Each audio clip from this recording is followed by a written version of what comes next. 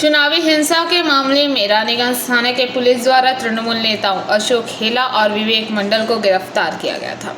रानीगंज विधानसभा क्षेत्र के 11 ग्राम पंचायत के यह दो बड़े तृणमूल नेता थे।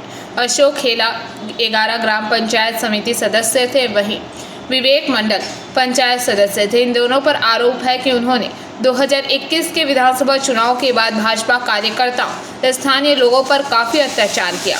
आज पुलिस द्वारा उन्हें 11 पंचायत इलाके में कमर में रस्सी बांधकर घुमाया। इस मौके पर उन्हें चोर चोर के नारे सुनने पड़े।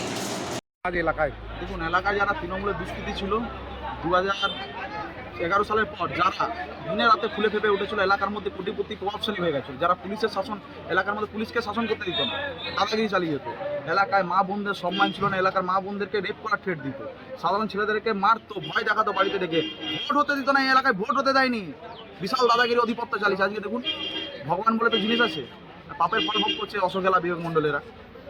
হবে না, এই বিবেক মণ্ডল অশোক হেলার মধ্যে যত এলাকায় নেতা সবারই ব্যবস্থা হবে, খালি একটু ধৈর্য সময় লাগবে। বিজেপি এখানে আমরা অনেকদিন শাসন করি, আমরা গণতান্ত্রিক প্রজাতন্ত্র একটা পার্টি, আমাদের যে পার্টি রয়েছে না, আমাদের পার্টি একটা ডিসিপ্লিন পার্টি। আমরা জোর জবরদস্তি মার ধরে তৃণমূলের কালচার আমাদের ছেলেরা বিশ্বাসই করে না।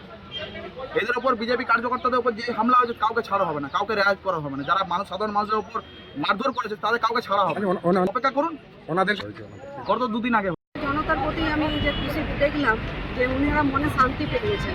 ওনাদের ওপরও অনেক অত্যাচার হচ্ছে। আমরা বিজেপি কার্যকর্তা, আমরা আমাদের উপর অত্যাচার করতেই পারে, আমরা বিরোধী পার্টি, কিন্তু উনি যে গ্রামবাসীর উপর অত্যাচার করেনি সেটা তো দেখতে পারলেন তো। আজকে সবার উপর অত্যাচার করেছে বলে গ্রামবাসী ভেঙে এসেছে যে ওনাকে অ্যারেস্ট করা হয়ে গেছে, ওনাকে কোমরে দড়ি বেঁধেছে, ওনার খুব খুশি, মানে আনপাবলিক খুব খুশি।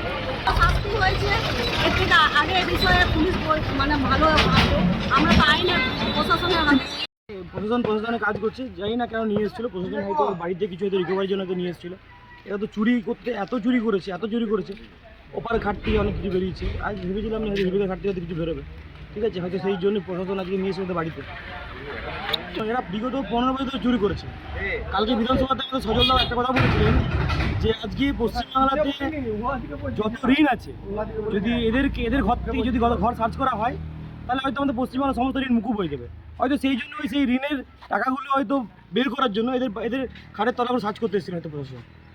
না, এখন পর্যন্ত সেটা কিছু খবর পাইনি, কারণ পুলিশ প্রশাসন তার বাড়িতে ঢুকেছিলেন, সেখানে কী হয়েছে আমরা জানি না। रानीगंज से सम्राट दास की रिपोर्ट, पीवीटीवी न्यूज़।